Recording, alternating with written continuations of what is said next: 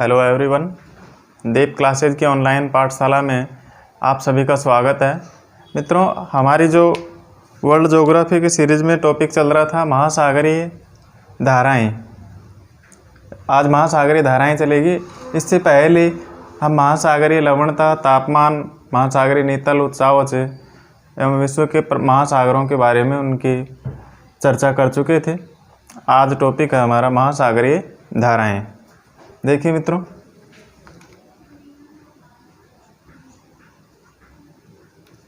महासागरीय धाराएं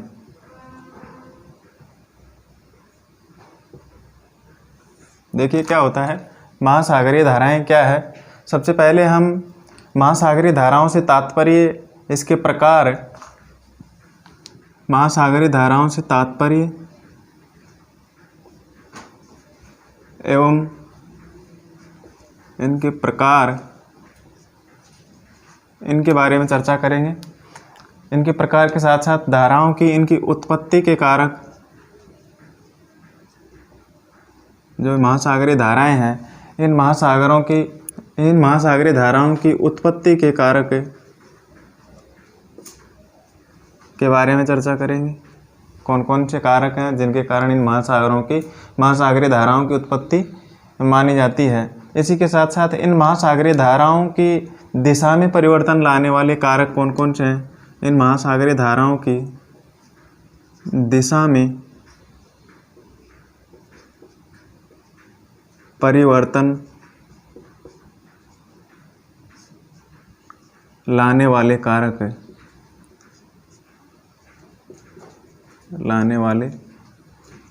कारक ऐसे कौन से कारक हैं जो इनकी दिशाओं को परिवर्तित कर देते हैं। इनके बारे में हम विस्तार से चर्चा करेंगे। मित्रों, सबसे पहले क्या तात्पर्य है और इनके प्रकार कौन कौन से हैं। महासागरीय धाराओं से तात्पर्य अर्थात महासागरों में जो जल के एक निश्चित दिशा में प्रवाहित होने को क्या कहते हैं? महासागरीय धाराएं कहते हैं। महासागरों में जल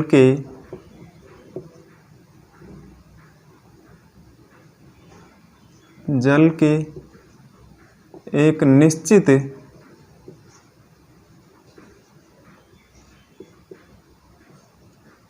दिशा में प्रवाह है को, निश्चित दिशा में प्रवाह है, क्या कहलाता है? महासागरीय धाराएं कहलाती है। अभी महासागरीय धाराएं धरातलीय भाग पर प्रवाहित होने वाली नदियों के समान ही होती है। ठीक है मित्रों, महासागरीय धाराएं धरातल पर प्रवाहित होने वाली नदियों के समान ही होती है। इनके सारे महासागरीय परिवहन जलमार्ग निश्चित किए जाते हैं। ठीक है, इन महासागरीय जल धाराओं के सारे ही महासागरीय परिवहन मार्ग निश्चित किए जाते हैं। इसी के साथ साथ यह महासागरीय धाराएं उत्तम बंदरगाहों की स्थितियां भी क्या करती है? निर्धारित करती है। अर्थात इनसे उत्तम बंदरगाहों की स्थितियां निर्धारित होती है। इसी के साथ साथ इनके अलावा ये महासागरीय धाराएं पृथ्वी पर तापमान के संतुलन में भी क्या करती है? सहयोग करती है। ठीक है, वापस रिपीट कर देता हूँ। महासागरों में जल के एक निश्चित दिशा में प्रवाहित होने को महासागरीय धारा कहते हैं। ठीक है, और यह महासागरीय धाराएं धरातलीय भाग पर प्रवाहित होने वाली नदियों के समान ही होती है। साथ ही इनके सारे महासागरीय परिवहन मार्ग निश्चित किए जाते हैं। ये उत्तम बंदरगाहों की स्थितियां निर्धारित करती है। अर्थात इनके द्वारा, इन महासागरीय धाराओं के द्वारा क्या होता है? बंदरगाहों की स्थितियां भी निर्धारित होती है। इनके अलावा पृथ्वी पर तापमान के संतुलन में भी क्या करती है? महासागरीय धाराएं सहयोग करती है। ठीक है मित्रों, ये तापमान के आधार पर महासागरीय धाराएं दो प्रकार की होती है। ठीक है, महासागरीय धाराएं तापमान के आधार पर कितने प्रकार की होती है? दो प्रकार की होती है। अब दो प्रकार कौन कौन से हैं? एक तो ठंडी धारा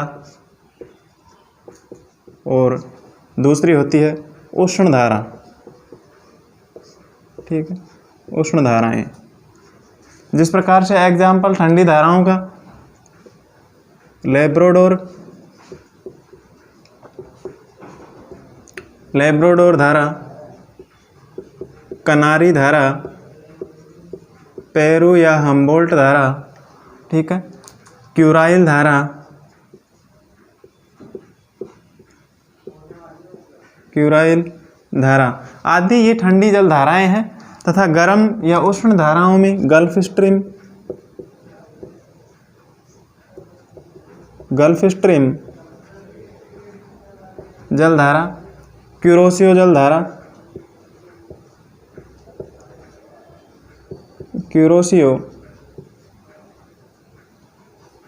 ब्राजील जल धारा, उत्तरी विषुवतरेखीय जल धारा, दक्षिणी विषुवतरेखीय जल धारा आदि कई उष्ण जल धाराएं होती है। ठीक है मित्रों, उष्ण जल धारा क्या है, यह किस तरफ से किस तरफ चलती है। सबसे पहले उष्ण धारा, उष्ण धारा ये गर्म क्षेत्रों से ठंडे क्षेत्रों की ओर चलती है। ये प्राय भूमध्य रेखा से ध्रुवों की ओर चलती है। ठीक है, ध्यान रखें, यह गर्म क्षेत्रों से ठंडे क्षेत्रों की ओर चलती है तथा भूमध्य रेखा से, ठीक है, यह जलधारा उष्ण अर्थात गर्म क्षेत्रों से ठंडे क्षेत्रों की ओर चलती है, ठंडे क्षेत्रों की ओर चलती है। ठीक है, इसी के साथ यह भूमध्य रेखा से ध्रुवों की ओर चलती है। भूमध्य रेखा से किस तरफ चलती है, ध्रुवों की ओर। भूमध्य रेखा से ध्रुवों की ओर चलती है। इनके जल का तापमान क्या होता है, अधिक होता है।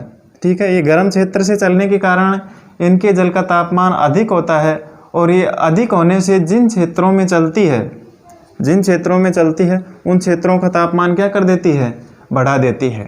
ठीक है मित्रों, कि ये गर्म क्षेत्रों में चलने के कारण या गर्म क्षेत्रों से चलने के कारण इनका तापमान अधिक होने के कारण यह जिन क्षेत्रों में जाती है वहाँ पर इनका तापमान बढ़ा देती है। ठीक है, ठीक उसी प्रकार से ठंडी जल धाराएँ, ठंडी जल धाराएँ इस उष्ण जल धारा के विपरीत होगी। ये क्या करेगी, ठंडी जल धाराएँ ठंडे क्षेत्रों से गर्म क्षेत्रों की ओर चलेगी। ठीक है, ये किधर चलेगी, ठंडे क्षेत्रों से गर्म क्षेत्रों की ओर। ठीक है, गर्म क्षेत्रों की ओर चलती है। ये प्राय ध्रुवों से भूमध्य रेखा की ओर चलती है। कंपेयर कर लीजिए, उष्ण धारा भूमध्य रेखा से ध्रुवों की ओर चलती है, जबकि ठंडी जल धारा ध्रुवों से भूमध्य रेखा की ओर चलती है। ठीक है, और ये उष्ण धारा गर्म क्षेत्रों से ठंडे क्षेत्रों की ओर चलती है, जबकि ठंडी जल धारा ठंडे क्षेत्रों से गर्म क्षेत्रों की ओर चलती है। इसी कारण से जो इनका तापमान, इनके जल का तापमान, ठंडी जल धारा है, इनके जल का तापमान क्या होता है, कम होता है। और ये जिन क्षेत्रों में चलती है वहाँ पर तापमान में क्या कर देती है, कमी कर देती है। ठंडी जल धाराएँ जिन क्षेत्रों में चलती है वहाँ पर तापमान कम हो जाता है। ठीक है मित्रों, इसके बाद में इन महासागरीय धाराओं की उत्पत्ति के कारक कौन कौन से हैं, देखिए।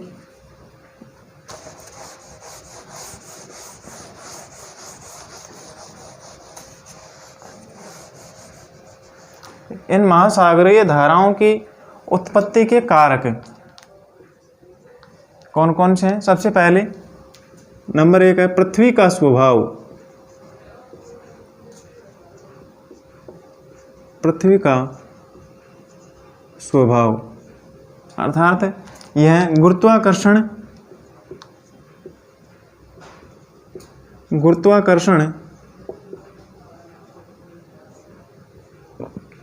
एवं घूर्णन गति के कारण इन महासागरीय धाराओं की उत्पत्ति मानी जाती है। इसी के साथ दूसरा कारक बाह्य समुद्री कारण। बाह्य समुद्री कारण। अब बाह्य समुद्री कारण कौन कौन से हैं जिनके माध्यम से ये महासागरीय धाराओं की उत्पत्ति मानी जाती है। इनमें जैसे वायुदाब है, पवने हैं, वायुदाब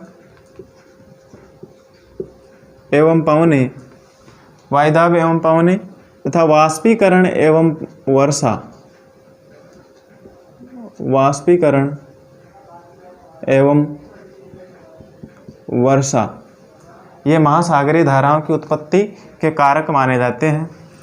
इसी के साथ आंतरिक समुद्री कारक या अंतः समुद्री कारक, अंतः समुद्री कारक, अंतः समुद्री कारक ये कारण, इनमें कौन कौन से हैं? महासागरीय तापमान, दाब, लवणता, ताप, दाब, लवणता एवं घनत्व तथा बर्फ का पिघलना, बर्फ या हिम का पिघलना,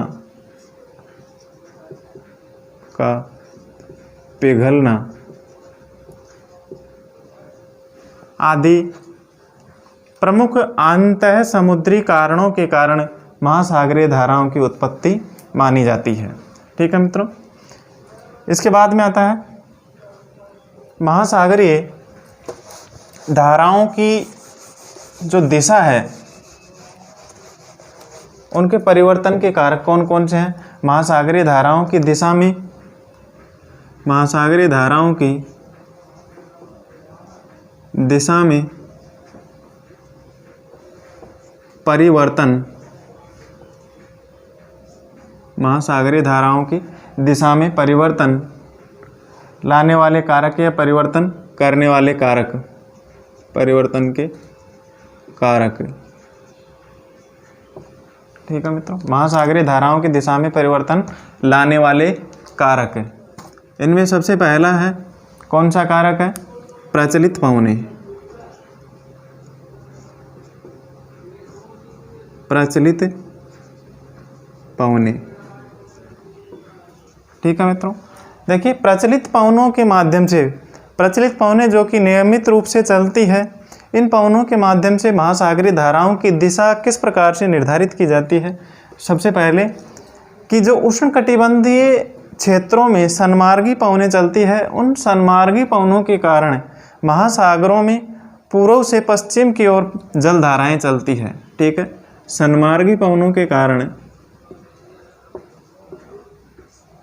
सन्मार्गी पवनों के कारण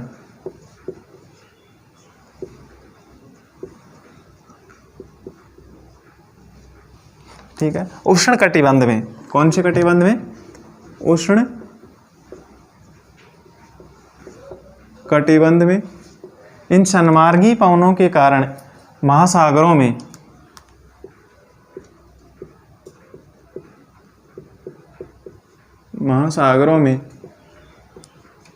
ये धाराएं क्या करती है? पूर्व से पश्चिम की ओर चलती है। महासागरों में ये धाराएं पूर्व से पश्चिम की ओर चलती है। ठीक है मित्रों, उष्णकटिबंध में सन्मार्गी पवनों के कारण महासागरों में ये धाराएं पूर्व से पश्चिम की ओर चलती है। ठीक है, आपने देखा होगा विषुवत रेखीय जल धाराएं, ठीक है, विषुवत रेखीय जल धाराएं अर्थात गर्म जल धाराएं वो क्या करती है? सदैव पूर्व से पश्चिम की ओर गति करती है। ठीक है, इसके बाद में आता है नंबर 2, ये तापमान।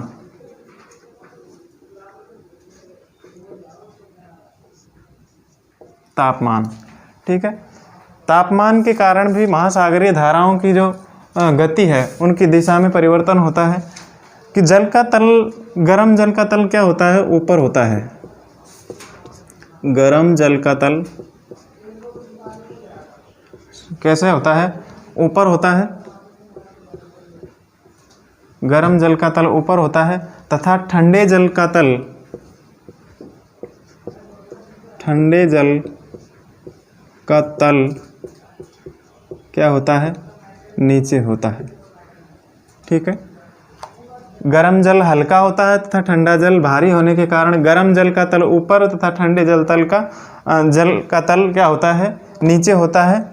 इसी कारण से जल तल के अंतर के कारण, इसी जल तल के अंतर के कारण, जल तल के अंतर के कारण ये जल धाराएं, गर्म जल धाराएं भूमध्य रेखा से, गर्म जल धाराएं भूमध्य रेखा से क्या होती है, ध्रुवों की ओर चलती है। ठीक है, भूमध्य रेखा से ध्रुवों की ओर चलती है। ठीक है, इसी जल तल के अंतर के कारण गर्म जल धाराएं भूमध्य रेखा से ध्रुवों की ओर चलती है तथा ठंडी जल धाराएं ध्रुवों से भूमध्य रेखा की ओर चलती है, भूमध्य रेखा की ओर चलती है। ठीक है मित्रों, वापस रिपीट कर देता हूँ। गर्म जल का तल ऊपर होता है तथा ठंडे जल का तल नीचे होता है, और इन जल धाराओं, इन ठंडे और गर्म जल के तल के अंतर के कारण ही क्या होता है, ये जल धाराएं क्या होती है, गर्म जल धारा भूमध्य रेखा से ध्रुवों की ओर चलती है तथा ठंडी जल धारा ध्रुवों से भूमध्य रेखा की ओर चलती है। ठीक है, नेक्स्ट कारक है पृथ्वी का परिभ्रमण। पृथ्वी का परिभ्रमण। ठीक है मित्रों, पृथ्वी का परिभ्रमण आप सभी को पता होगा कि पृथ्वी के पश्चिम से पूर्व दिशा में घूर्णन के कारण इन धाराओं का मार्ग प्राय क्या हो जाता है, गोलाकार हो जाता है। पृथ्वी सदैव पश्चिम से पूर्व की ओर गति करती है, जिसके कारण धाराओं का मार्ग क्या हो जाता है, गोलाकार हो जाता है। और पृथ्वी के घूर्णन के कारण या पृथ्वी के परिभ्रमण के कारण धाराएं उत्तरी गोलार्ध में दाईं ओर तथा दक्षिणी गोलार्ध में ये धाराएं क्या हो जाती है, बाईं ओर मुड़ जाती है, बाईं ओर मुड़ जाती है या बाईं ओर गति करती है। वापस रिपीट कर देता हूँ। पृथ्वी के पश्चिम से पूर्व दिशा में घूर्णन के कारण या दैनिक गति के कारण महासागरीय धाराओं का मार्ग क्या हो जाता है, गोलाकार हो जाता है। इसी गोलाकार हो जाता है, इसी कारण से पृथ्वी के परिभ्रमण के कारण धाराएं उत्तरी गोलार्ध में दाईं ओर तथा दक्षिणी गोलार्ध में बाईं ओर मुड़ जाती है। ठीक है मित्रों, अब इसके बाद में हम प्रमुख महासागरीय धाराओं के बारे में बात करेंगे। कौन सी जल धारा कौन से महाद्वीप के तट पर बहती है या कौन से महासागर में बहती है। ठीक है, तो मैं आपके आधार पर हम इन्हें समझने का प्रयास करेंगे, इनकी लोकेशन देखेंगे, कौन सी जल धारा कौन से महासागर के तट पर चलती है। ठीक है मित्रों, सबसे पहले हम यहाँ पर देखेंगे अंध महासागरीय धाराएं। अंध अर्थात अटलांटिक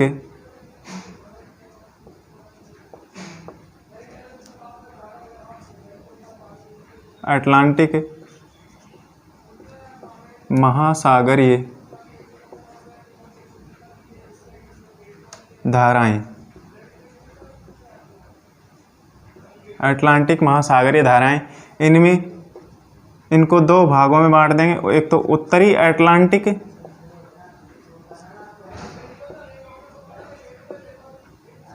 और दूसरी है दक्षिणी अटलांटिक महासागरीय धाराएं। ठीक है, उत्तरी अटलांटिक महासागरीय धाराएं और दक्षिणी अटलांटिक महासागरीय धाराएं, अर्थात विषुवत रेखा इन्हें दो गोलार्धों में बांटती है। संपूर्ण धरातल को जो उत्तरी गोलार्ध में अटलांटिक महासागर में चलने वाली जल धाराएं उत्तरी अटलांटिक जल धाराएं और दक्षिणी गोलार्ध में विषुवत रेखा के दक्षिण में चलने वाली जल धाराएं दक्षिणी अटलांटिक जल धाराएं कहलाएगी। ठीक है, तो इनके बारे में हम मानचित्र की सहायता से देखेंगे। देखिए मित्रों, यहाँ पर अटलांटिक महासागर की धाराएं हम देखेंगे। हमने यह तो देख ही लिया था उष्ण जल धारा और ठंडी जल धारा। उष्ण जल धारा विषुवत रेखा से ध्रुवों की ओर बहती है तथा ठंडी जल धारा ध्रुवों से विषुवत रेखा की ओर बहती है। अब यहाँ पर अटलांटिक महासागर के तट पर कौन कौन से महाद्वीप है? इसके पश्चिम में उत्तरी अमेरिका महाद्वीप और नीचे दक्षिणी अटलांटिक महासागर के तट पर पश्चिम में दक्षिणी अमेरिका महाद्वीप है और इधर उत्तरी अटलांटिक महासागर के तट पर पूर्वी तट पर है यूरोप महाद्वीप और अफ्रीका महाद्वीप है और नीचे दक्षिण में दक्षिणी अटलांटिक महासागर के पूर्वी तट पर अफ्रीका महाद्वीप स्थित है। ठीक है, अब यहाँ पर कौन सी जलधारा कौन से तट पर बहती है इनके बारे में हम देखेंगे। सबसे पहले इन अटलांटिक महासागर की धाराओं में जो बहती है विषुवत रेखा के समीप,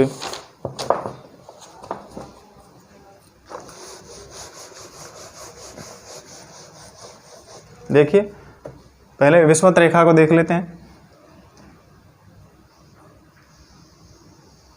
यह है भूमध्य रेखा, यह विषुवत रेखा।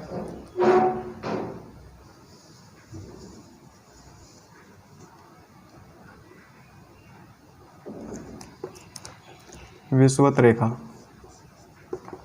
हम एक एक महासागर की बात करेंगे, कौन से महासागर में कौन सी जलधारा चलती है। विषुवत रेखा, सबसे पहले हम अटलांटिक महासागर की जलधाराओं की बात कर रहे हैं, जिसमें उत्तरी अटलांटिक महासागर में कौन सी जलधाराएं बहती है और दक्षिणी अटलांटिक महासागर में कौन सी जलधारा बहती है। देखिए मित्रों, ये उत्तरी अमेरिका महाद्वीप है। ठीक है, यहाँ पर यूरोप महाद्वीप, अफ्रीका महाद्वीप। ठीक है, अब यहाँ पर जो जलधाराएं चलती है विषुवत रेखा के समीप, विषुवत रेखा के समीप यहाँ पर जो जलधाराएं चल रही है पूर्व से पश्चिम की ओर, यह है प्रति विषुवत रेखीय जलधारा। कौन सी है? प्रति विषुवत रेखीय जलधारा, प्रति विषुवत रेखीय जलधारा। ठीक है, ये कौन सी जलधारा है? गर्म जलधारा। ठीक है मित्रों, गर्म जलधारा। ठीक है,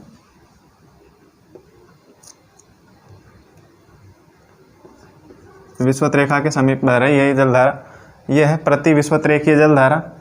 ठीक है, यह जलधारा आगे चल कर के फ्लोरिडा जलधारा के नाम से जानी जाती है। फ्लोरिडा के तट पर,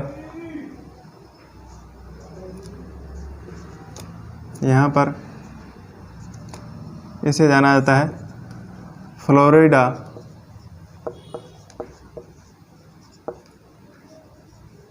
जलधारा। ठीक है मित्रों, फ्लोरिडा जलधारा। ठीक है,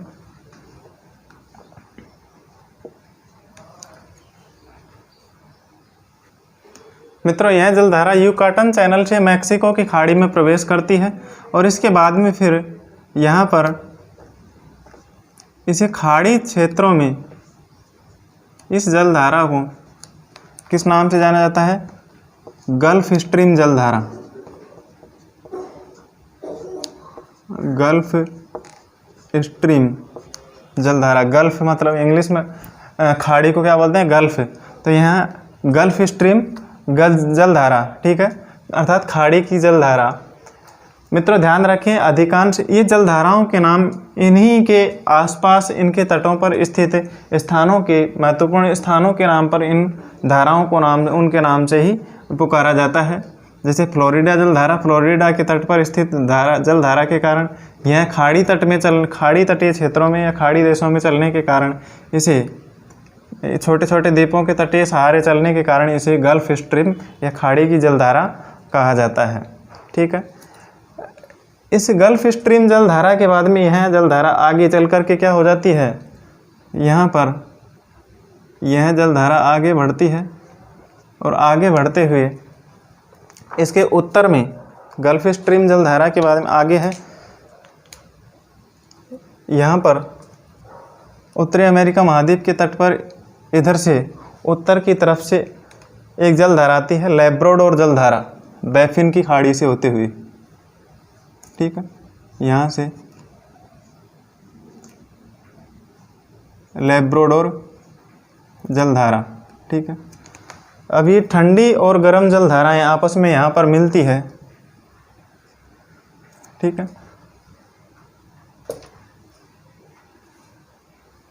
तो यहाँ पर जब ये गर्म और ठंडी जलधाराएं न्यू फाउंडलैंड द्वीप के समीप मिलती है तो इस स्थान पर क्या हो जाता है, इस गर्म और ठंडी जलधाराओं के मिलने के कारण यहाँ पर क्या हो जाता है, कुहासा छा जाता है, सघन कोहरा छा जाता है, तथा यहाँ पर मछलियों के लिए क्या होती है, प्लैंकटन की आपूर्ति होती है। इसलिए यहाँ पर 2 मत्स्य संग्रहण केंद्र या 2 मत्स्य बैंक बनाए गए हैं, वो है ग्रांड बैंक और जॉर्जेज बैंक। यहाँ पर 2 मत्स्य केंद्र है,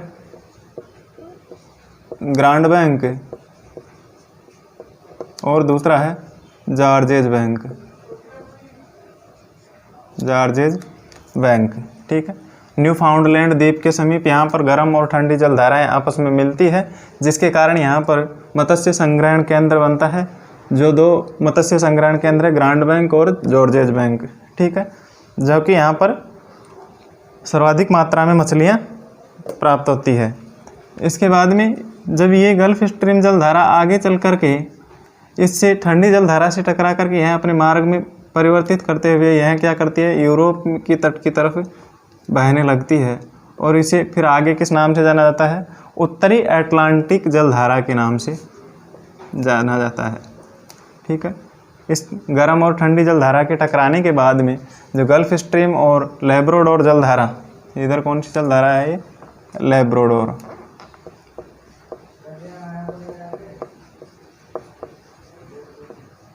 ठीक है, लैब्राडोर जो कि ठंडी जलधारा है। ठीक है, अब यहाँ टकराने के बाद में यह गल्फ स्ट्रीम जलधारा उत्तरी अटलांटिक जलधारा के रूप में आगे बढ़ते हुए नॉर्वे के तट की ओर पहुँचती है। ठीक है, नॉर्वे के तट की ओर पहुँचती है और नॉर्वे तट के पास में समीप पहुँच करके यह इसकी एक धारा नॉर्वे के तट के पश्चिम की ओर, उत्तर पश्चिम की ओर आगे बढ़ती है, जिसे बाद में फिर नॉर्वेजियन धारा के नाम से जाना जाता है, नॉर्वे धारा के नाम से जाना जाता है। ठीक है, और यहाँ पर दूसरी तरफ यह दक्षिण की तरफ मुड़ जाती है।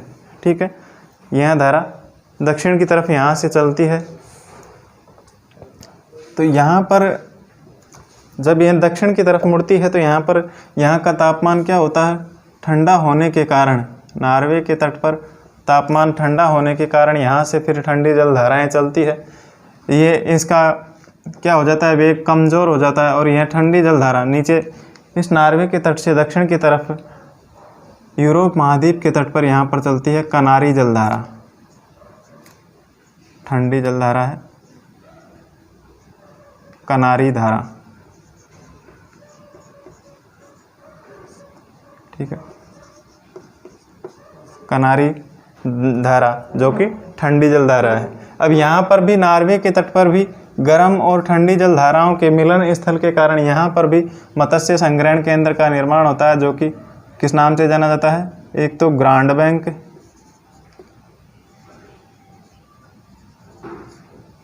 और दूसरा है डागर बैंक। ठीक है, ग्रांड बैंक और Dagar bank.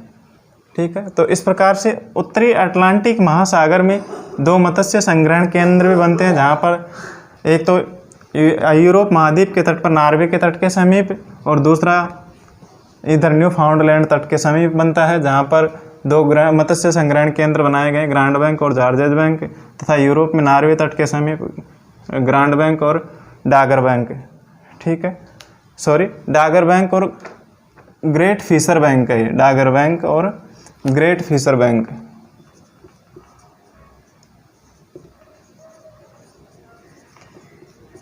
Great Fisher Bank. ठीक है, ग्रांड बैंक तो उत्तरी अमेरिका महाद्वीप के तट पर है, न्यू फाउंडलैंड तट के समीप। इस प्रकार से ये हुई उत्तरी अटलांटिक महासागर की प्रमुख जलधाराएं, जिनमें गर्म जलधाराएं हो गई प्रति विषुवतरेखीय जलधारा, फ्लोरिडा जलधारा, गल्फ स्ट्रीम जलधारा और उत्तरी अटलांटिक जलधारा। ठीक है, उत्तरी अटलांटिक जलधारा, ठीक है। गल्फ स्ट्रीम जलधारा को ही उत्तरी अटलांटिक जलधारा के नाम से जाना जाता है आगे, ठीक है। और नॉर्वे के तट पर इसे नॉर्वेजियन धारा के नाम से जाना जाता है, ठीक है। तो यहाँ पर उत्तरी अटलांटिक महासागर में ठंडी जलधारा बहती है, एक तो लैब्राडोर धारा, दूसरी कनारी धारा, ठीक है। और यहीं पर ग्रीनलैंड के तट पर यहाँ पर दूसरी ठंडी जलधारा आती है, एक ग्रीनलैंड जलधारा, ठीक है। कौन सी? पूर्वी ग्रीनलैंड जलधारा, पूर्वी ग्रीनलैंड जलधारा, पूर्वी ग्रीनलैंड जलधारा, ठीक है। और ये कनारी जलधारा जो यूरोप और अफ्रीका महाद्वीप के तट पर चलती है, ठीक है।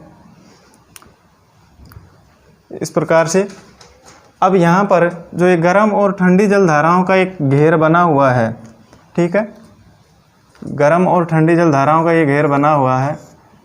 यहाँ पर इस गर्म और ठंडी जलधाराओं के बीच में यह पानी स्थिर रहने के कारण यहाँ पर सारगेसम घास की प्रधानता पाई जाती है, ठीक है। अर्थात यहाँ गर्म और ठंडी जलधाराओं का जो घेर बनता है उसे क्या कहा जाता है? इस घेर को गायस कहा जाता है। गर्म और ठंडी जलधाराओं से बना हुआ यह घेर गायस कहलाता है। और यहाँ पर इन जलधाराओं के कारण यहाँ पर क्या होता है? बाह्य जल का प्रवेश नहीं हो पाने के कारण यह जल सदैव स्थिर रहता है और यहाँ पर समुद्री शैवाल पाए जाते हैं जो कि उसका नाम है सारगेसम घास, ठीक है। यहाँ पर कौन सी घास पाई जाती है? सारगेसम घास पाई जाती है, ठीक है। सारगेसम घास पाई जाती है। इसी सारगेसम घास के कारण इस सागर को किस नाम से जाना जाता है? सारगेसो सागर के नाम से जाना जाता है, ठीक है, जो कि महासागरों का सबसे बड़ा समुद्री मरुस्थल है, ठीक है। महासागरीय मरुस्थल भी कहा जाता है इसे सारगेसो सागर को। इस किसके कारण से? इस सारगेसम घास के कारण से, ठीक है मित्रों। सारगेसो सागर,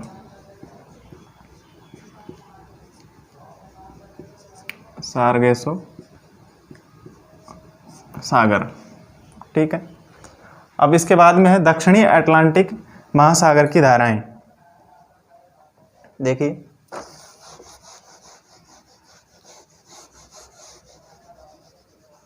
दक्षिणी अटलांटिक महासागर की धाराएं, यहाँ पर भी एक जलधारा चलती है विषुवत रेखा के समीप। यह जलधारा चलती है प्रति विषुवत रेखीय जलधारा। इसका नाम क्या है? प्रति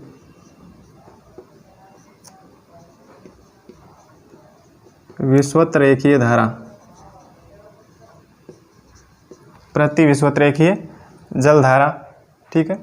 ये उत्तरी विषुवत रेखीय जलधारा थी और ये दक्षिणी प्रति विषुवत रेखीय जलधारा, ठीक है। यह गर्म जलधारा है, विषुवत रेखा के समीप बह रही है, ठीक है। आगे यह दक्षिणी अमेरिका महाद्वीप के पश्चिम की तट पर बहने लगती है और दक्षिणी अमेरिका महाद्वीप के पश्चिमी तट पर ब्राज़ील देश के तट पर बहने के कारण इसे ब्राज़ील धारा के नाम से जाना जाता है।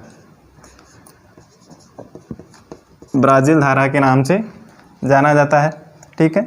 हमने जब गर्म और ठंडी जलधाराएं पढ़ रहे थे तो देखा था कि गर्म जलधाराएं गर्म क्षेत्रों से ठंडे क्षेत्रों की ओर बहती है। वह शर्त यहाँ पर सभी प्रकार की सभी महासागरों की धाराओं में लागू होती है कि जो विषुवत रेखा के समीप ध्रुवों की ओर गति करने वाली जलधाराएं होती है वह कौन सी होती है? गर्म धाराएं। इस बात का ज़रूर ध्यान रखें कि जो विषुवत रेखा से ध्रुवों की ओर गति कर रही है अर्थात या फिर पूर्व से पश्चिम की ओर गति कर रही है, वे सभी धाराएं विषुवत रेखा से ध्रुवों की ओर बहने वाली सभी धाराएं क्या है? गर्म जल धाराएं हैं। तो यहाँ पर विषुवत रेखा प्रति विषुवत रेखीय धारा भी क्या है? गर्म धारा। और यह फिर प्रति विषुवत रेखीय धारा ब्राज़ील के तट पर बहती है तो उसे ब्राज़ील धारा के नाम से जाना जाता है। और यह कौन सी धारा है? यह भी गर्म जल धारा है। अब यह आगे चल कर के यह ब्राज़ील जल धारा जब नीचे से दक्षिण से ध्रुवों की तरफ से फोकलैंड द्वीप समूह के तट पर, यहाँ पर ये फोकलैंड द्वीप समूह है, ठीक है, फोकलैंड द्वीप समूह है, और यहाँ से चलती है ध्रुवों की तरफ से चल कर आ रही है कौन सी, ठंडी पवनी, ठीक है, ध्रुवों से विषुवत रेखा की ओर गति कर रही है। तो यहाँ पर इस जलधारा को किस नाम से जाना जाता है, फोकलैंड द्वीप समूह के समीप से चलने के कारण इसे फोकलैंड धारा कहा जाता है। फोकलैंड धारा, ठीक है। यही फोकलैंड धारा के समीप से यह धारा क्या होती है, इधर की तरफ गति करने लगती है, ठीक है। एक मिनट, यहाँ पर फोकलैंड द्वीप समूह है और यहाँ से यह जलधारा किस तरफ, पूर्व की तरफ गति करने लगती है, ठीक है। और यहाँ पर यह ब्राज़ील की जलधारा आगे बढ़ते हुए ठंडी जलधारा के कारण, गर्म जलधाराएं हल्की होती है और यहाँ पर यह समाप्त हो जाती है, और इसका प्रभाव यहाँ पर समाप्त होने के बाद में यह फोकलैंड जलधारा फिर क्या करती है, पूर्व की तरफ गति करने लगती है, और पूर्व की तरफ गति करते हुए यह आगे बढ़ती है, ठीक है। तो यहाँ पर इसे फिर किस नाम से जाना जाता है, फोकलैंड जलधारा को दक्षिणी अटलांटिक जलधारा, दक्षिणी अटलांटिक जलधारा, ठीक है, जो कि ठंडी जलधारा है, और यह आगे चलते हुए दक्षिण अफ्रीका महाद्वीप के तट की ओर बहती है, और अफ्रीका महाद्वीप के तट पर इसे फिर किस नाम से जाना जाता है, इस धारा को बेंगुला धारा के नाम से जाना जाता है।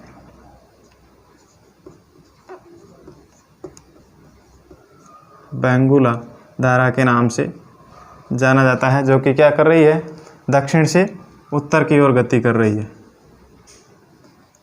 ठीक है। इस प्रकार से दक्षिण के से उत्तर की ओर गति कर रही है। यहाँ पर फोकलैंड द्वीप समूह के समीप यह ठंडी जलधारा फोकलैंड धारा के नाम से जानी जाती है। फोकलैंड द्वीप समूह से आगे फिर यह दक्षिणी अटलांटिक ठंडी जलधारा के रूप में जानी जाती है, और अफ्रीका महाद्वीप के पश्चिमी तट पर यह बेंगुला ठंडी जलधारा के रूप में जानी जाती है, ठीक है मित्रों।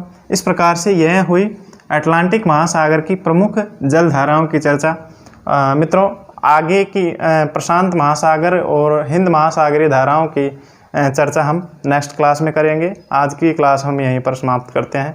धन्यवाद।